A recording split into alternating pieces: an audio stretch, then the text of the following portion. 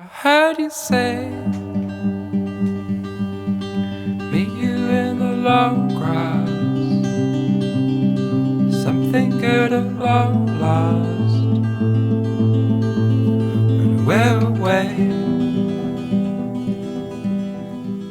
next to me.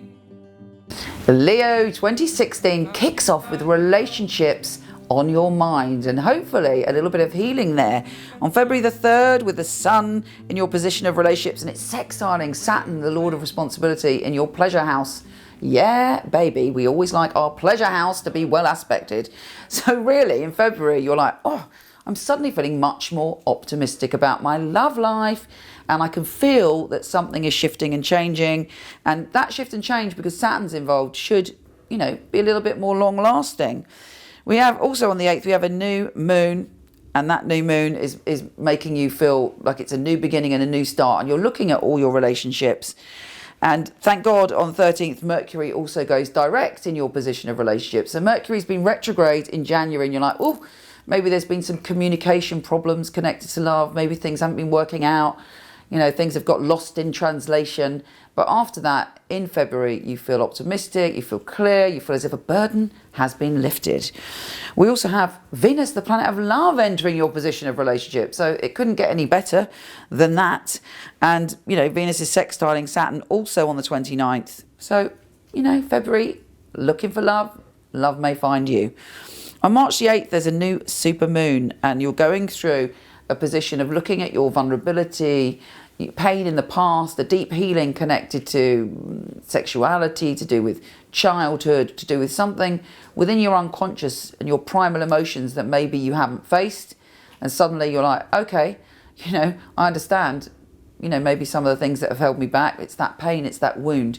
And you have the courage to go in and heal that wound. On the 23rd of March, there's a full moon that's making you very, very open to communication. And there may be something that happens connected to a strange synchronicity that kind of changes your emotional path this year.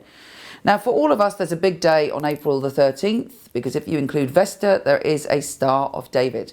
Now, Star of David is one of the most magical things that we can experience. And I do like to use the asteroids, and Vesta is incredibly powerful because she is like a mixture of Virgo and Scorpio. She's about our sacred sexuality. So if a deep healing is coming for all of us, it's quite profound and it's very, very positive. And for you, it's interestingly a lot to do with the way you handle your practical side of life, how you balance your work with your emotional relationships. But there could be a massive shift in your career thanks to this Star of David. But it's very important that you balance up your relationship with yourself and how you present yourself and how you feel inside compared to how you look outside. Also on the 13th, there's a mystic rectangle, which is bringing about a profound spiritual revelation towards you. On May the 30th, there is a mutable Grand Cross, which is a bit of a pain, and the Sun and Venus are conjunct, squaring Jupiter at that time. You may have a conflict of interests with a group of people or to do with your career where you're fighting for what you believe in. But, it will pass quite quickly. On July the 12th, Venus enters your sign. Oh, yeah. You've got your love mojo going on July the 12th. Mercury is also entering your sign on the 14th, and Mercury is conjunct Venus on the 16th. So again, another great month of love after July the 12th. And on the 22nd, the Sun enters your sign, and that's the beginning of you feeling like, yeah, my batteries are recharged, and here we go. The new moon on August the 2nd is the start of your year where you feel that you can let go of the past and move on to a clear future, reinvent yourself, dig firm foundations. And on September the 1st, you're determined to shift things financially, and there could be something that comes into your life that helps you do that. Jupiter on the 9th is shifting signs and impacting all of us, giving us a new direction for our good fortune for the next year. And for you, it's about communication. Suddenly, you're able to communicate in a way that really advances you in all areas. And communication has extra magic to it. But Jupiter is about expansion. We can't just sit there with Jupiter. We have to take advantage of it by expanding whatever we do and expanding that area. So any way you can expand your communication, please do it. On the 26th, the Sun and Jupiter are conjunct in that position, so it's obviously the perfect day to do it. Something great communication could happen around the 26th of October. Now, on October the 30th, Venus is conjunct Saturn. There may be a commitment in the air.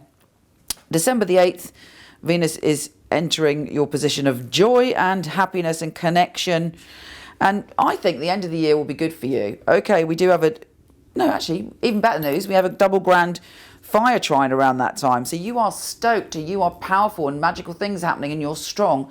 And you've dealt with some of those vulnerability issues and you're feeling much more powerful in general. That wasn't enough. On the 18th, there's a pentagram and the Sun and Saturn are trining the moon in your sign. That is a truly magical day, the 18th of December. So look out for something incredible happening around then. And on the 25th, you should also have a great Christmas next year. Now, as I say, do, for much more detail, look at my weekly and monthly videos, but all the information you need is below, including a much more detailed written description on horoscope.co.uk. Take care and have a fabulous 2016.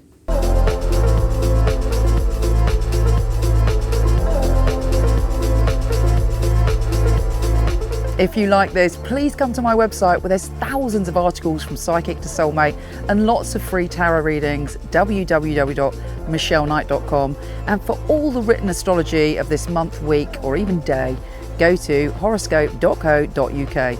Take care.